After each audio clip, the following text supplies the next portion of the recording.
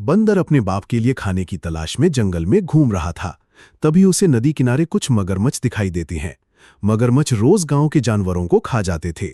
बंदर को गुस्सा आ गया और उसने चालाकी से एक योजना बनाई।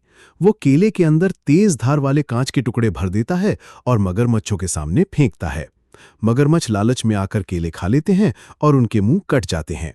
कुछ मगरमच्छ वहीं बेहोश होकर गिर जाते हैं। बंदर उनको रस्सी से बांधकर अपने बाप के पास ले आता है।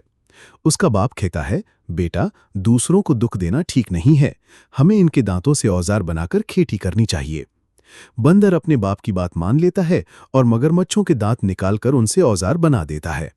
अब दोनों बाप बेटे खेत में मेहनत करने लगते हैं। लेकिन वहीं खड़ा बकरा, जो ये सब देख रहा था, पुलिस को फोन कर देता है। ये बंदर मगरमच्छों को मार रहा है। कुछ देर बाद पुलिस आकर बंदर को पकड़ लेती है। हथकड़ी पहनाकर जेल ले जाते हैं। जेल में पहले से बंद कुछ बंदर उसका मजाक उड़ाते हैं और उसे टॉयलेट साफ करने पर मजबूर करते हैं। बंदर का बाप जब अपने बेटे की ये हालत वीडियो में देखता है तो आंसुओं से भर जाता है।